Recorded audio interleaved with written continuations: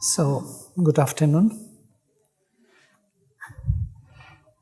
The strongest spirits after lunch, seeking for knowledge, not for siesta. Of course, after what Shraddhalu did to us, I don't think many will come back. They will go into trance and into a deep meditation, and I understand them. I myself would love to stay there. But there is another call to look into the Veda. If we can look into the Veda from this perspective, of that meditation, of that deep descent from above, and we will find the Rig Veda very conducive or supportive of this development. By the way, I must say that the descent from above is found only in the Veda. You will not find it anywhere else afterwards. There is no scripture speaking about Mahakundalini descending from above. And that is exactly what makes Sri Aurobindo's yoga so unique.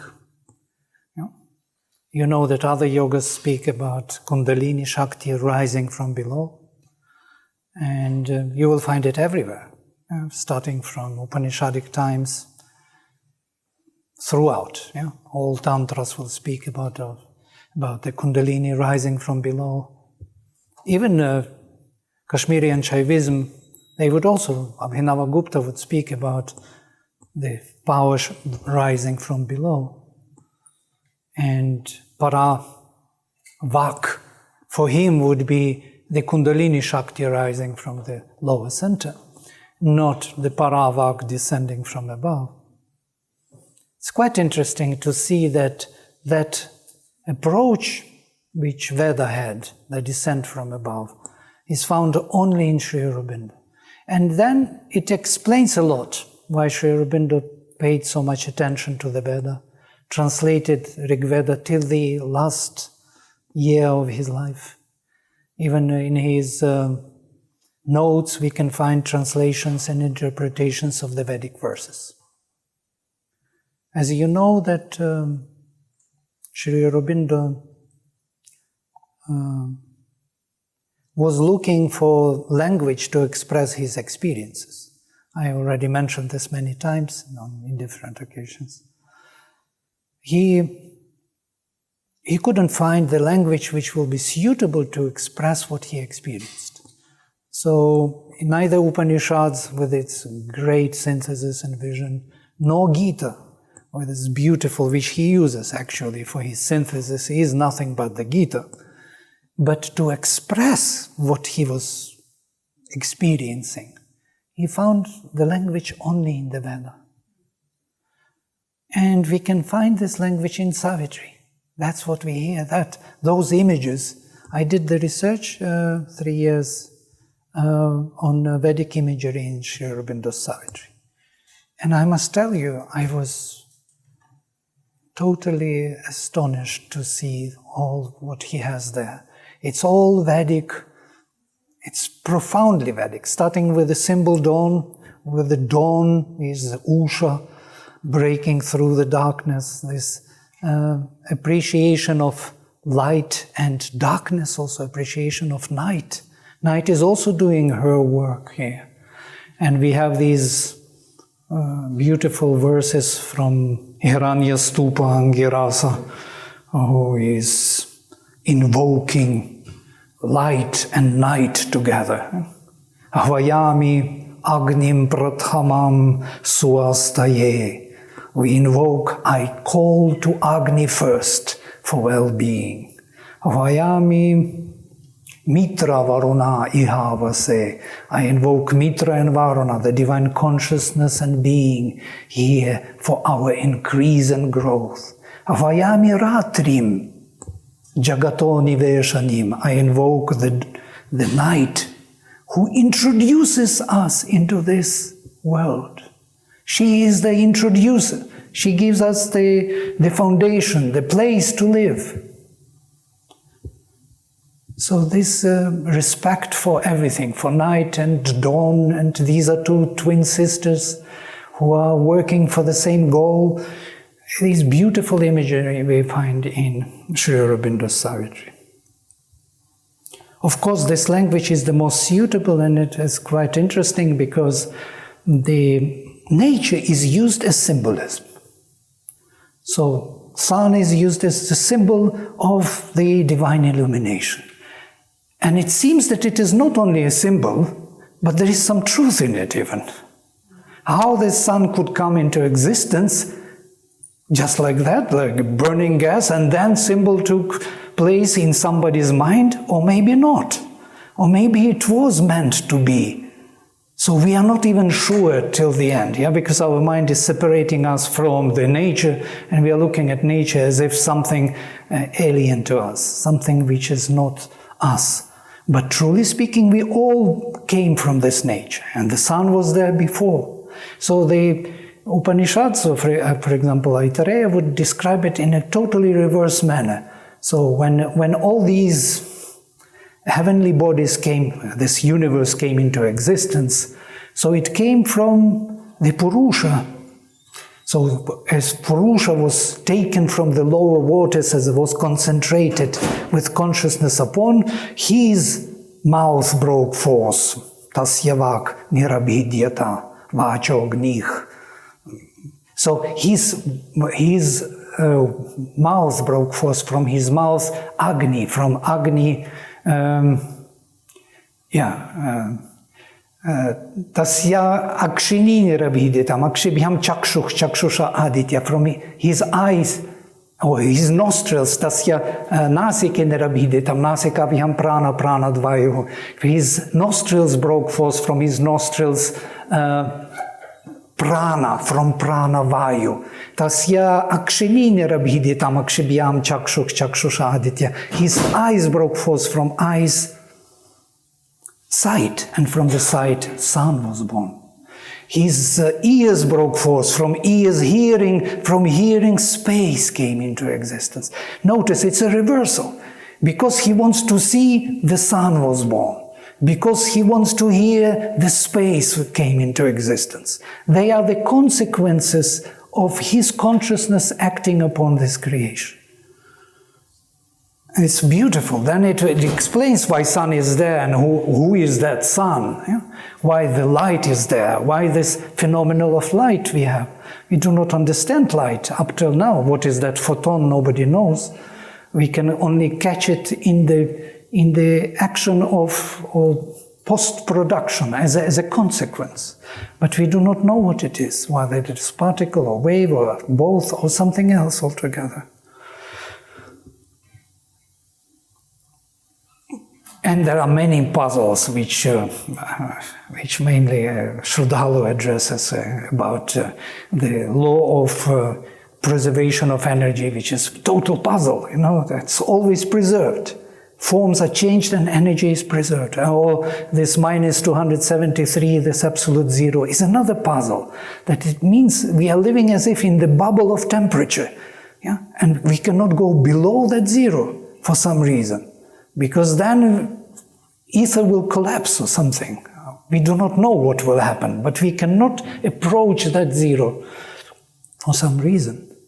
So what is that fire or that energy in the bubble which maintains all our life? And upward we can go infinitely, most probably. There is no limit to the upper temperature, but below it's very close to us.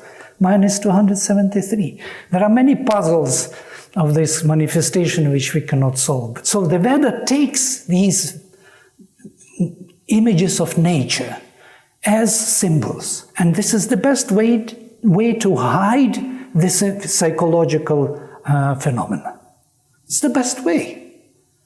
You can say the sun is rising and or the wind is blowing, or the rain is falling, or the rivers come down, or the ocean is flooding. So these are the images which are psychological and natural at the same time. So I was thinking it's the best way to hide the symbolism, because you find something which is corresponding in nature to that psychological phenomenon. And most probably these are the images of the subtle worlds where when we rise to the higher mental planes, we will see the same plateaus, the same peaks of mountains. We will be climbing the mountains. There will be the same effort. And these are the symbols of nature, created by nature. Look how beautifully it is arranged. There is no need for some artificial symbolism. Incredible. I even started to think that maybe nature itself is already the phenomenon of that spiritual enterprise and nothing else. Just we don't see it. We are so blinded by our mind, we are so separated from it that we think that we are something else than nature. We are not something else. Nature is a part of this movement. And all that, what we get from nature, we represent. All those psychological, spiritual movements in nature and us are the same. Sri Aurobindo speaks about the Veda that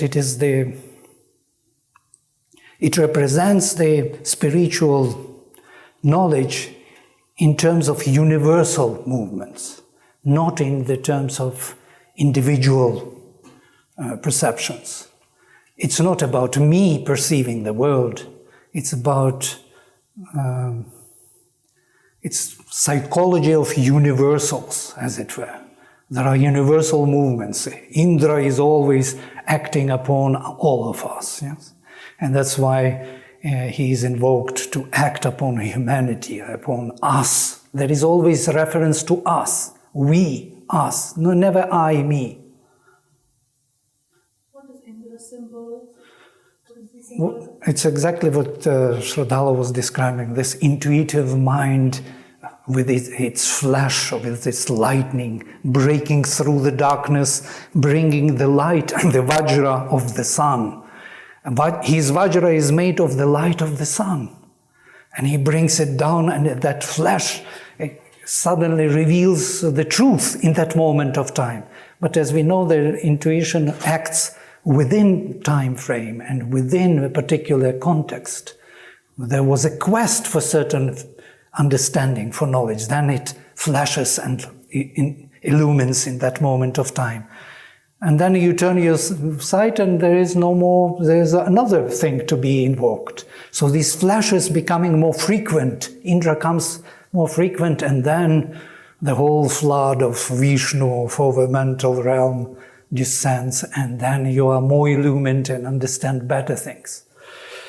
But truly speaking, even beyond, we have to go beyond. I have the whole PowerPoint presentation which I wanted to do, but most probably I will not do it. It's many technical terms here, but I would love you to see it. So maybe I will send you this for reading later, because it is exactly that how Sri Aurobindo's terminology corresponds with Vedic terminology. All these planes of beings, what Shraddhala beautifully described, 7 times 7, which is very difficult to understand. Here it is described 3 times 3, basically in that way as physical, we have vital physical, mental physical. This is 3 earths, tisro bhumih in Vedic terms. And then there are 3 trini rajansi, 3 vital realms. There are also tisro dyavah, 3 heavens. And there are 3 rochana, 3 realms beyond 3 heavens. These 3 heavens are nothing but mind, higher mind, and illumined mind, as we know. And then beyond we have these 3 realms of overmind, with intuitive mind, overmind, and supramental overmind, which is the closest to the supermind. And then we have beyond the supermind, you can imagine, yeah, which is also triple. And Sri Aurobindo describes the triple supermind, and these would be the corresponding deities of Daksha, Amsha, and Surya. Surya is the supramental manifestation where the body is already bursting into manifestation, bringing the light. Amsha is one in many, many in one, and Daksha is the unifying thought, the unifying power of the supermind, the creator of all gods, the creator of all beings here, the father of the dawn, the father of all the gods, but on the supramental level for the purpose of manifestation. Yeah? You wanted to say, no? And beyond we have these four great devatas, Adityas, Varuna, Mitra, Aryaman, and Bhaga. Varuna represents the vastness and purity of the divine being, Sat. Mitra, Chit, divine consciousness from Rutma, to measure out from immeasurable. Whenever consciousness concentrates on any aspect of the divine being, it brings it out in a particular way. Then there is Tapas, Aryaman, the divine force, and Bhaga, the divine Ananda. What is interesting here, it's not Satchit Ananda, it is Satchit Tapas Ananda. So for the Vedic rishis, Satchit Tapas Ananda, these four, and then there are triple supermind. These are the seven. And now we always think about the seven, that it is like Satchit Ananda, Vijnana, Manas, Prana, and Annam. But these, in the Vedic terms, these are the seven which are reflected in the seven starting from the Svar world. And we have in the overmind reflection of the supermind, and then we have these four reflected into the matter, vital, double vital, which is more like one on the side of the material, other is on the side of the mental, and the mind. It's quite interesting that there can be another view on these 7 times 7. So what are these 7 times 7 about which Veda speaks? It's each level has 7 levels within. Shraddhalov beautifully described how it could be seen in the physical body, all those principles of 7, starting from the divine existence as the body and ending with the manifestation in detail. So it's kind of a reverse of consciousness. If we see it in transcendental, it starts from the being and ends in manifestation in details. And that view is maintained even here, because physical is more unique in manifestation. As we know, we cannot find anything identical in the physical world.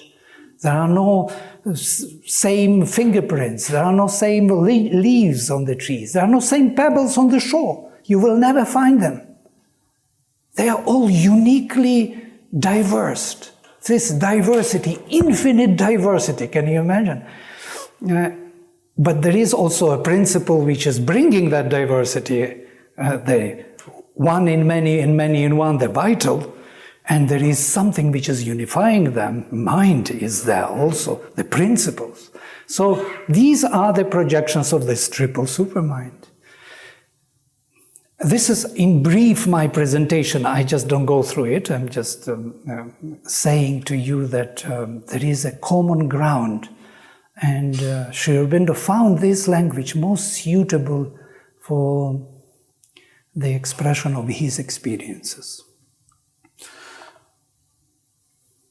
Oh, there are many things here, and of course I will not be able to touch everything, but I will read some quotations which are important, in my view, on what Sri Aurobindo and Mother said on the Vedic rishis.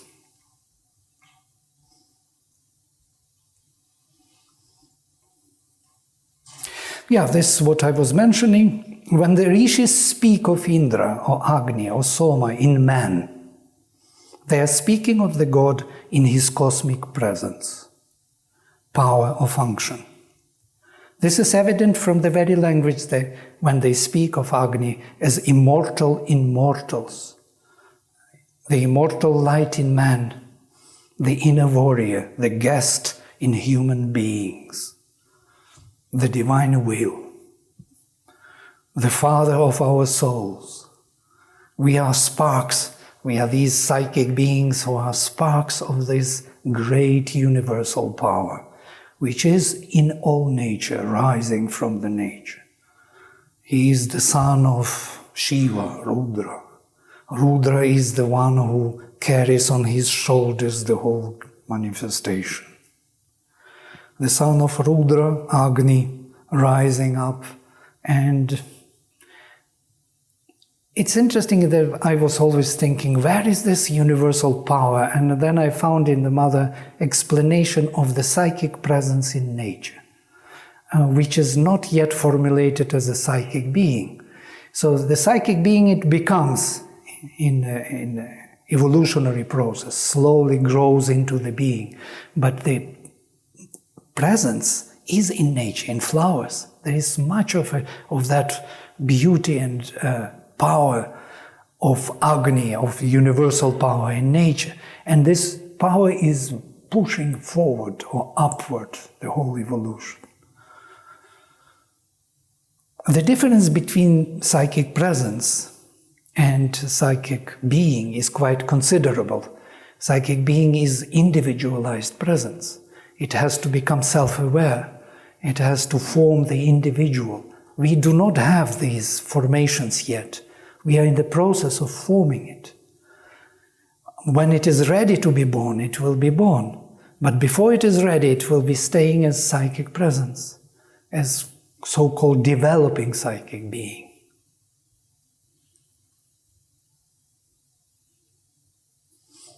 When Mother was asked about Vedic rishis, Mother, were the Vedic rishis men who had evolved to that state, or were they special manifestations? What do you mean, says the Mother? Whether they were evolutionary beings or involutionary beings. And this is an important information for us. They were probably, says the Mother, no, they were surely involutionary beings. But the body was the result of evolution. But it is absolutely certain that they were involutionary beings, that is, beings who had come down from higher regions and used these bodies, who had identified themselves with these bodies. These are the avatars, can you imagine? The families of avatars coming down with a vision, with knowledge, to establish within these bodies the vision of our development. If you look into the knowledge of which is given as manvantaras and kalpas and yugas, you will see a very interesting thing, knowledge about cycles, cycle developments. Each cycle has many yugas, mahayugas, and they are within manvantaras. There are 14 manvantaras in kalpa. Between manvantaras there are these gaps, pralayas. What is interesting here is that in each manvantara there is a new set of rishis coming from the beginning, bringing a new vision of development of the whole period of time. And for each manvantara, there is a separate set of rishis. For our manvantara, Vaivasvata manvantara, we live in the Vaivasvata manvantara. Vivasvata is our son of the god of the sun. He's leading our manifestation. Well, there is a particular set of rishis. And what is interesting, that vision, where it is coming from, why do they bring that vision at the beginning and establish it in our culture? Why for Indian tradition it was so important to keep that text? So many Brahmins spend their lives, thousands of generations of people spend their lives only to memorize the text. There must be some reason for it. I don't think it's some kind of only religion or tradition or something. The value of the text is enormous. It's a plan, it's a vision. So every time, whose plan? And I think it is the plan or vision of our group soul as a humanity. They bring something what we as a group worked out in the previous manvantara. It's like the body, like we live here and then we die and then we make a new plan, a new vision for new incarnation. The same group soul goes out into pralaya between manvantaras, makes again a new vision, what is to be done, what was not done, what was difficult, new attempts, and then it is put into this form of the Veda. And rishis bring that knowledge down and give it to humanity, that we should have the guidance. You see, I'm becoming nearly religious in this way. I'm also wondering why for Sri Aurobindo it was so important, Rig Veda. Rig Veda was enormously important for him. It looks like not, because he doesn't speak much of it, but he's using everything in his Savitri, all the imagery and all the concepts of the vision. Why it is important for us, I think, because it shows us that there was a plan, there was a vision from the beginning, and Sri Aurobindo is not the one who brings something totally new out of the blue, his own. No, he is one of those who continues our plan, the vision of the group soul, the work of humanity, the evolution. It's not just something he discovered and wants to lead us his way somewhere. There is a continuation of the same effort from the beginning of time. And this is so beautiful. Now we have two references. I would recommend everybody to study Sanskrit and to read Vedas, because you will find an enormous support for understanding of Sri Aurobindo. This is a double view, so to say. You can come from one to another, and both of them are, so to say, explaining one another. If you see that you don't consider that there was a civilization that maybe was more evolved than we are now before, where all the Vedas come from, but you look at it as that there was a plain vision for the future. I do not speak about civilization in an outer sense. Yeah? I speak about our journey over millennia. Yeah, we are developing here spiritual beings. So whatever the outer civilization we call it. You don't think they had that spiritual knowledge in the past then? Among rishis, yes. Among other beings, I'm not sure even how it was. Of course, there is a description of Satya Yoga, and there was an easier period where things were more direct and more simple and more luminous, without complications of the civilization of Kali Yoga. But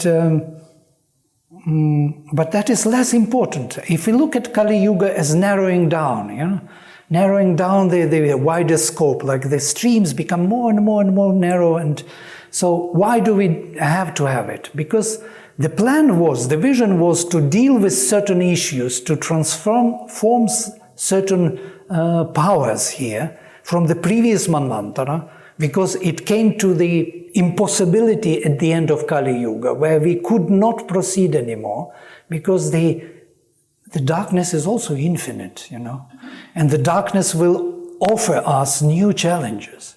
So meeting those challenges, you need time to really regroup yourself, recapture all the rethink, plan in a new way. That's why we cannot keep up with the same uninterrupted, as we cannot stay immortal in this body. We must leave it, because it is not, at the end of life, it cannot keep up with the spirit.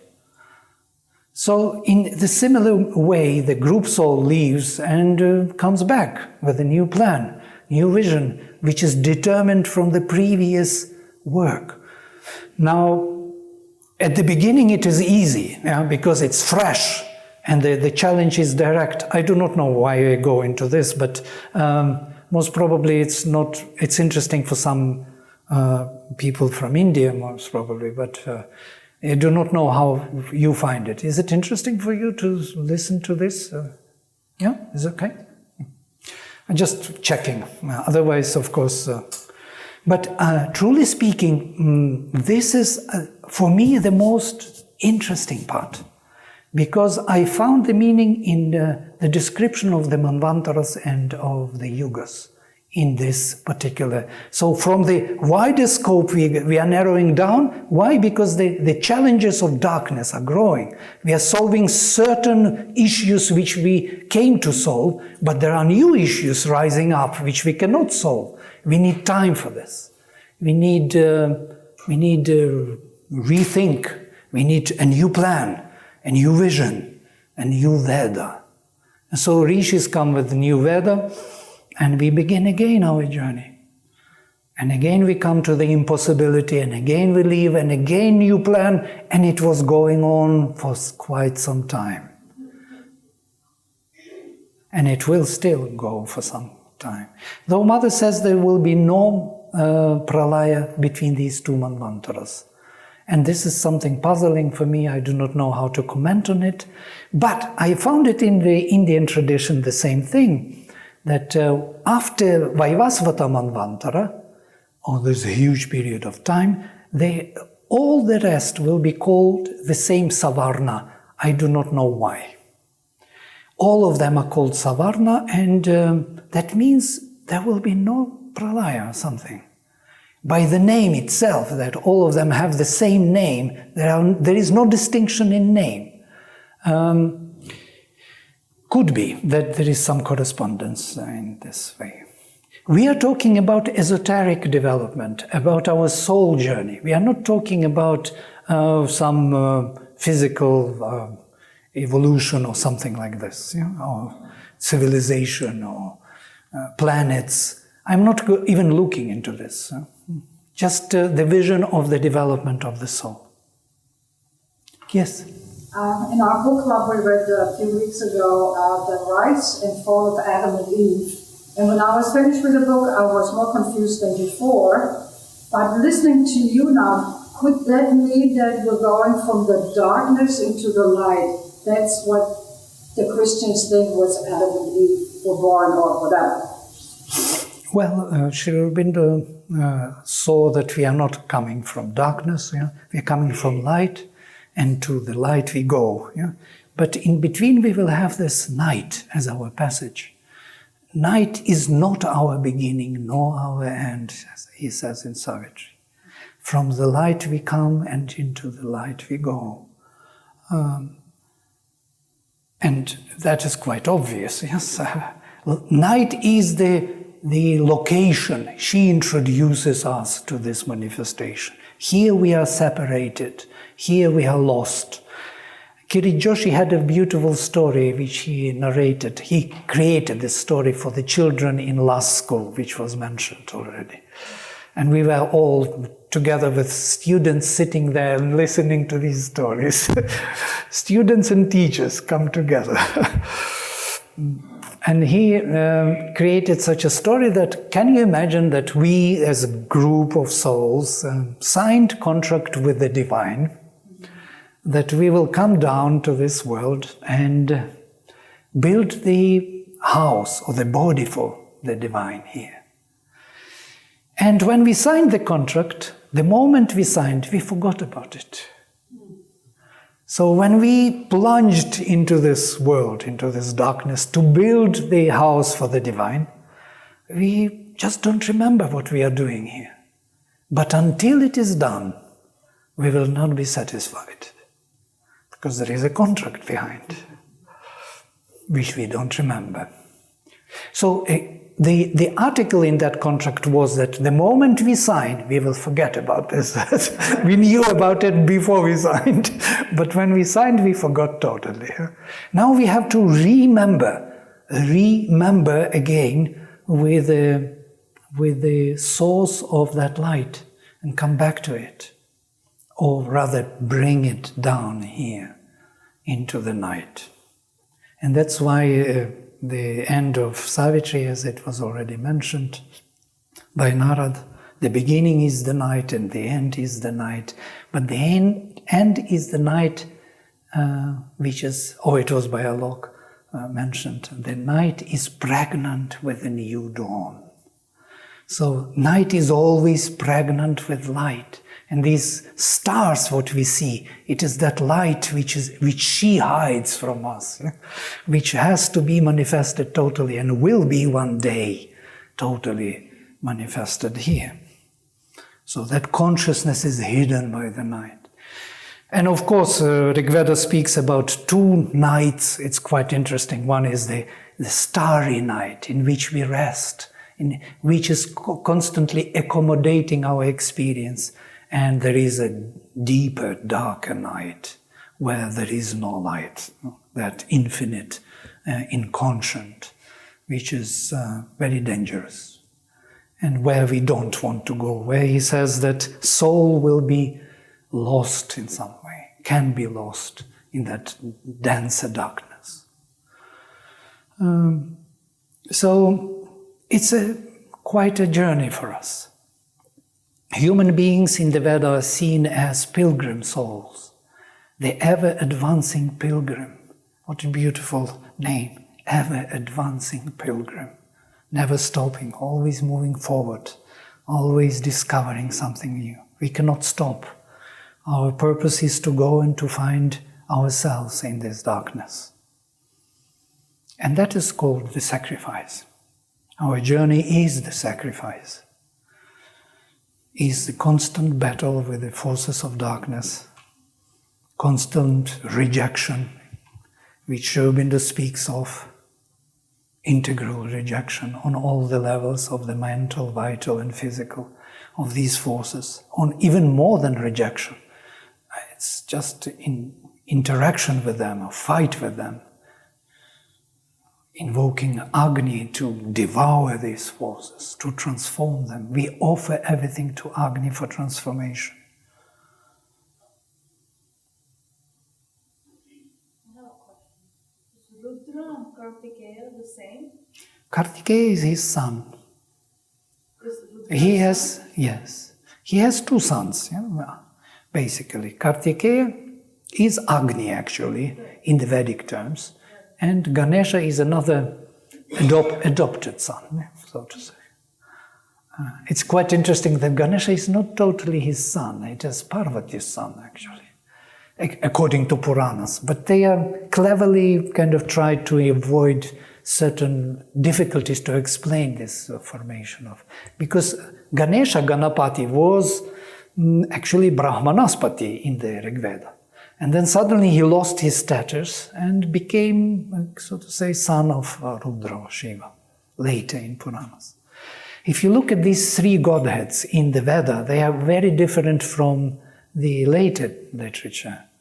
You will see that Rudra is that power which upholds everything.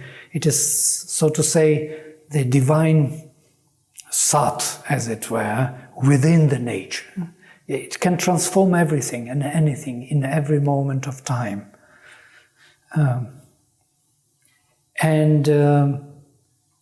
Vishnu is the power which is from above, that over mental realm, where Indra is his action, and Rudra is below, and Agni is his action rising above. And so Indra and Agni meet, and that is the sacrifice. This union of Vishnu and Rudra is the aim of the sacrifice. But how can it happen? It can happen only through the interference of Brahmanaspati. The force of the heart has to interfere, because when Agni rises, it has no certain direction. It doesn't have direction. It wants the divine. But to form it into a particular action, more conscious, the intention or the drive of the heart is necessary. And here Brahmanaspati, with this drive of the heart, forms it by the word, and that's the mantra. Mantra helps Agni to rise to heaven and to have connection and answer from heaven, from Vishnu as Indra. So, and then Indragni becomes one deity, and then the sacrifice is done. Heaven and earth become equal and one. The divine from below and the divine from above, the quest from below and the answer from above meet. And when they meet, then everything else is just a follow-up. what is the difference between Veda, Upanishad, and Puranas? Puranas, I understand, as dumbed down stories for us. They are not so dumb at all. I would say Sri Aurobindo read actually the whole Vishnu Purana, which is huge. It's 5 volumes, and he writes about this. He says that it is a profound literature, Vishnu Purana. Yeah? There's much to learn from these scriptures. I would never discard them. Not discard. I meant to say it was more, the Vedas are extremely difficult to understand. Then came the Upanishads and the Puranas in the story format for easy understanding. Yeah, language changed, the mentality changed. Of course. What's the difference? The difference is in language, of course, in approach, it's quite obvious. Yes, the Vedas are more direct. Their mantras are acting upon your consciousness. I can read to you few, so for you to feel, to see the difference. Just few verses. And I will translate just for you to feel what it means. 1 or 2 verses, and you will feel the difference. It will be like Savitri or something. Would you like? Yeah. We can take the 5th book, for example, or the 5th book, the first hymn to Agni in the 5th book, Rishi. I wanted to say a few words about the names of the Rishis. It's profound. If you translate their names, it is in itself, Hiranya Stupa Angirasa I mentioned. Hiranya Stupa Angirasa. Angirasa is flaming golden pillar. Oh, what a name. Flaming golden pillar. Or Gotama Rahugana. Gotama is the most luminous. Or Vasishtha, the richest, or the most luminous.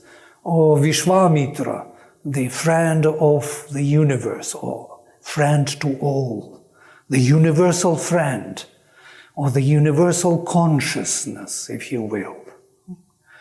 So,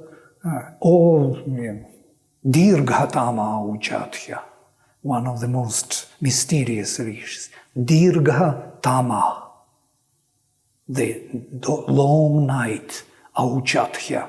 Auchatya, his mother was Uchati, the word. He is the word in the long darkness. He is the consciousness divine consciousness expressing itself in the long darkness. These are names of the rishis. Just think about what we have. So here the few verses of this rishi from Atri. Atri also is the family of this Angirasa and Atri. Atri is the eater. It's the name of Agni. Abodhi Agnih Samidha Jananam Pratidhenum Ivayatim Ushasam Yahva Yiva Pravayam Ujjihanach Prabhanavach Sisrate Nakam Acha Abodhi Hota Yajathaya Devan Urdhvo Agnih Sumanav Pratar Asthat Sam Idhasya Rushat Adarshi Pajach Mahandevas Tamaso Niramochi. Awaken is the Agni by the kindling of those who are born in the body. Only those who got the body here, embodiment, can awaken him. Pratidhenum, and towards the cow, Iva, as if. Ayatim, approaching, Ushasam, dawn, as if the calf to the dawn, as a calf to the cow, he approaches the dawn who is coming. Yahva Iva, and we, full of power, Pravayam Ujjihanach, rising in the morning, Prabhanavach, as if the flames of Agni, Sisrate, moving directly, Nakam, Acha, directly to heaven. Abodhihota, evoke is the priest, the invoker, the summoner of the gods. Yajatkhaya Devan, to sacrifice here the gods. He evoke to sacrifice the gods here, not to the gods. He is here to bring the gods down. He is not here to give to the gods something there, that they will be happy there. No, he is to bring them down. They don't want to come. He pulls them down. That's why the Rutyaj is using accusative case. He sacrifices here the gods. It's difficult to understand. That's why I never translate it in that way. We always translate that he sacrifices to the gods. But truly speaking, he sacrifices them here. It's very justifiable in Sri Aurobindo's vision, because it's exactly what is happening. That force is to come down and change our consciousness and being. So, evoke is the invoker for the sacrifice of the gods here. Urdhvo Agnih, up rose the fire. Pratach, in the morning. Sumanach, with beautiful or perfect mind. The perfect mind is usually referred nearly to that what supermind is, of that particular intention. Sumati, Pramati, Anumati. We wrote an article long ago in the Veda. There are three of them. And Pramati is that invocation, Anumati is always the answer, and Sumati is the when they both are acting already in so perfect mentality. Samidhasya Rushad Adarshi Paja, his stuff is visible, flaming, red. Mahandevas Tamasonira Mochi, the great God was released from the darkness. So this is only 2 lines, and you have a vision of the Rishi. And it is the whole Rig Veda is written in this mystic poetry. It's meant to invoke in us another state of being. After Shraddhalu's meditation, it's impossible to talk much. It is still going on, it cannot stop. Yeah? You feel the same, yes? It's going on, and this Veda is just there to add a little fuel to that fire. This sacrifice is going on. New consciousness is born again and again. Could Adam and Eve be Vishnu and Indra? We saw with Adam and Eve, it's not finished yet.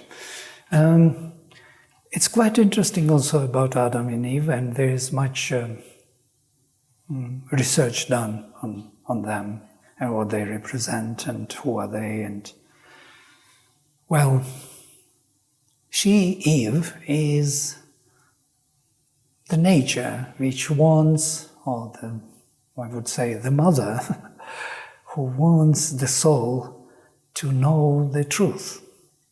That means to embody in this world. And so that's why she gave that apple to him, to tempt him to come down and to seek the manifestation. Actually, it's very similar to in the Rig Veda. And suddenly I remembered when the dawn is like a beautiful maiden. She goes into, I will find this, it's Kutsa Angirasa 113. 1 second. It is worth quoting, since Adam and Eve is here.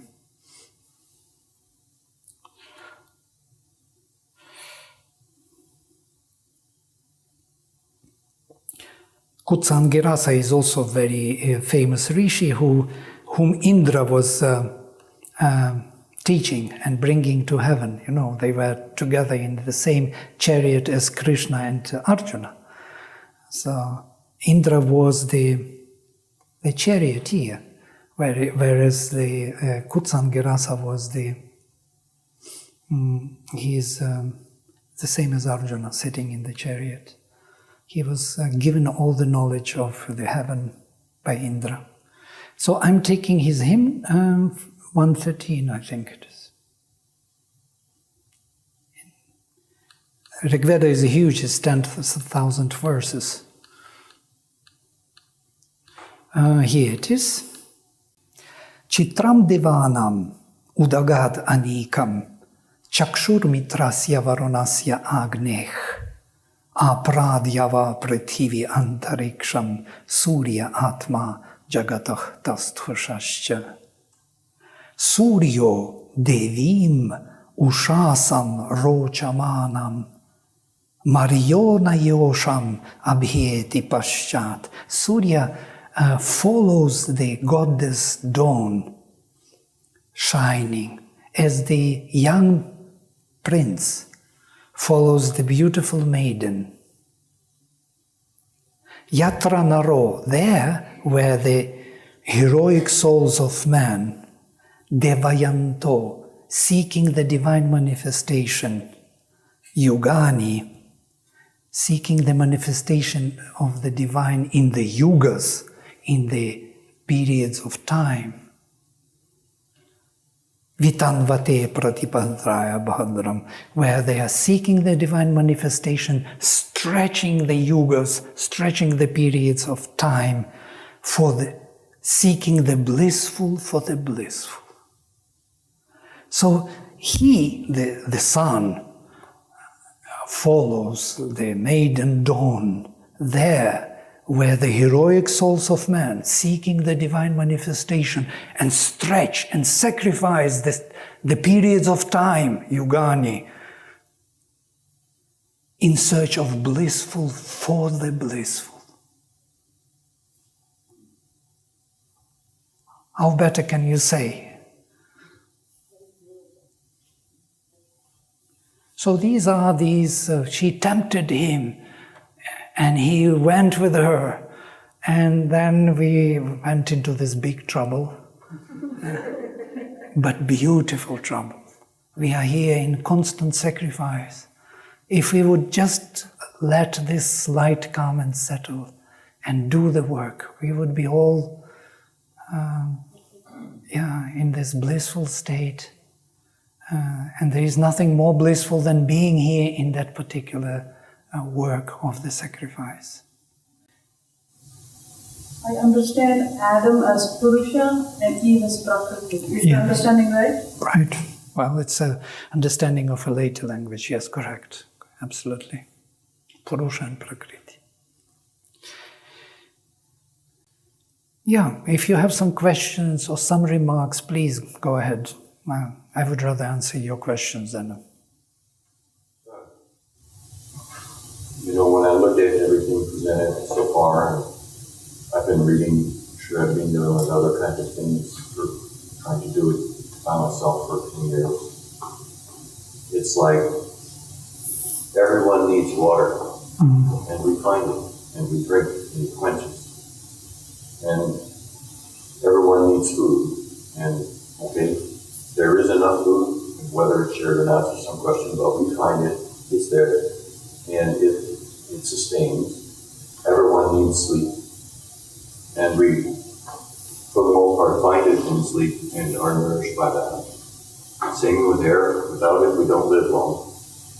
And although it does involve some toil for some of the food, the breath comes relatively freely.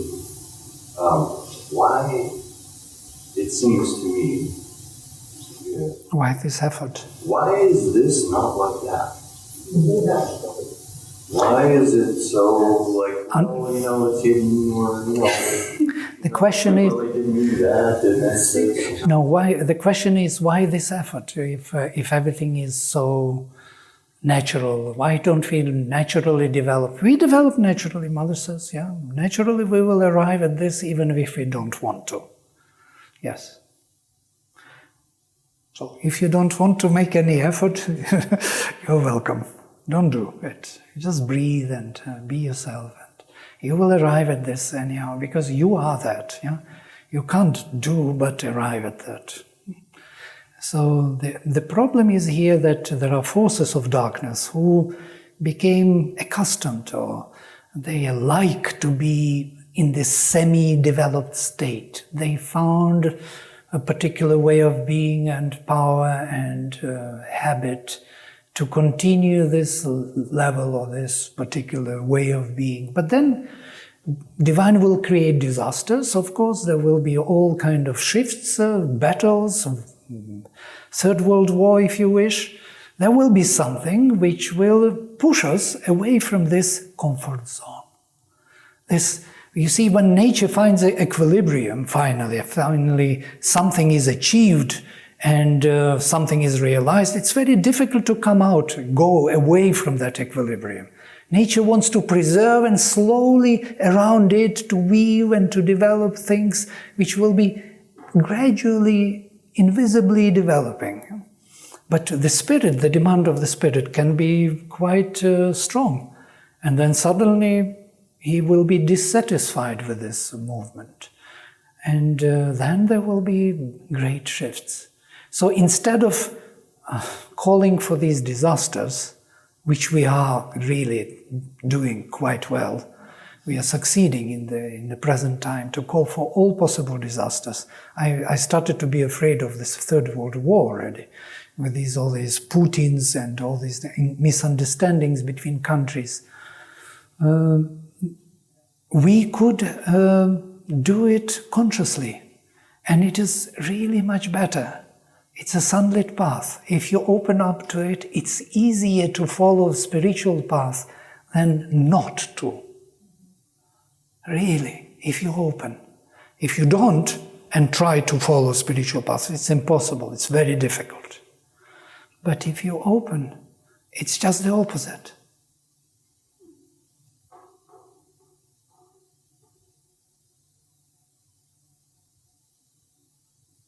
You try.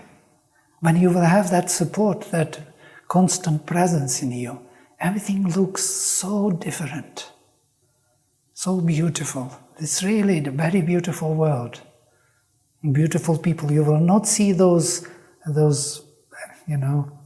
things which we see when we don't have that support. And still we will do what is right. Still we will fight for the divine, but we will not lose ourselves. But we will not fight from our own desire, from our own preference, for our own, liking and disliking. We will be led by that presence and we will do what is necessary to do. Kartavyam karma. The karma which should be done. Karma is, in the Veda, karma is the sacrifice. By the way, there is no other karma. There is only one karma, the sacrifice. That means bringing the light of consciousness into everything you do, in all activities. And that is karma. That's why there is constant shift. You're constantly moving because there is constantly something to shift. The energy preserved, but the form will always change. And now we say we just have to love. We don't have to do a lot of things. We can just love. We can just love. Love is the answer to all our... If we can love, that is the best. For some people, of course, love is the easy way, bhakti yoga. For others, jnana yoga. For others, karma yoga. It depends on where you're starting from, as Shraddhala was mentioning. For me, it was more jnana, knowledge. And it leads you to love. And truly speaking, I even don't believe that there can be love without jnana. Can there be love without jnana? Oh, sorry. Unless you know the beloved, you cannot love. Exactly. Of course. Oh, that's and so how can you get to knowledge without karma, without the effort to know? So that's why Sri Aurobindo says the first step is karma yoga, when the smoke of your effort rises to heaven. Heaven is the jnana yoga, the second step, not the third, notice. Self-realization. Once you realize the divine, you know that you touch something which is beyond, then the heaven answers. And the connection of heaven and earth is that bhakti. The love is the answer of how can you love without knowing the divine? That means you have some knowledge of it. Maybe it's not totally obvious to you, but you remember it somewhere in the depth of your being, or from previous life or previous experience, or something you must know. You said that karma is placing light in everything that you do. That's burning up karma, isn't it? Isn't that burning up the darkness? Right, absolutely. Burning the darkness, transforming all imperfect forms into more perfect forms. This is karma. In the Vedic vision, it is karma. Sacrifice is karma. And it's quite... Later it becomes something else. Yeah? That's why I was mentioning kurvan nevaha karmani. Doing here verily works means engaged in bringing the consciousness which you realized as the divine, free from the object of enjoyment as the Lord, into the activities. And if you do that with desire not to leave life too soon, which is a very great temptation to leave the life when you are realized. Can you imagine you realize that you are unborn self? Why should you stay in this darkness and do some work as Mother did? Mother stayed till the end. She fought the fight till the very end. Why? She wanted to cross 100. She always spoke about this 100 years. She said, if I cross 100, there will be inevitable change. This is the spirit which we have to have once we realize our free self. But many people, when they realize themselves as free, they find this world uninteresting. Or they don't find anything here to do. Even great souls. That's what Ramakrishna said to Vivekananda. If you know who you are, you will not be the same. Yeah? You will not fight for Puvanarayana. And that's what happened, exactly. Once he realized who he was, slowly all that enthusiasm of change here. Well, I'm not sure totally, I will not comment on it, but he had to meet Sri Aurobindo in Alipur jail. So in that sense, of course, he had work to do. So I will not comment that he left this manifestation just like that. But many liberated souls find it difficult to stay or uninteresting to stay. That's why Isha writes that once you are liberated, you have to engage with works and finish the full cycle. Jijivishet shatam samaha. You should wish to live 100 years. 100 years is a number for the full cycle. I think so, at least. I don't think that 100 years counts for something more than that.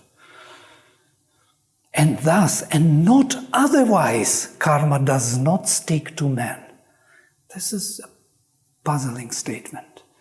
Then there will be no consequences of karma in that way. So there will be light changing consciousness of light, changing constantly our forms.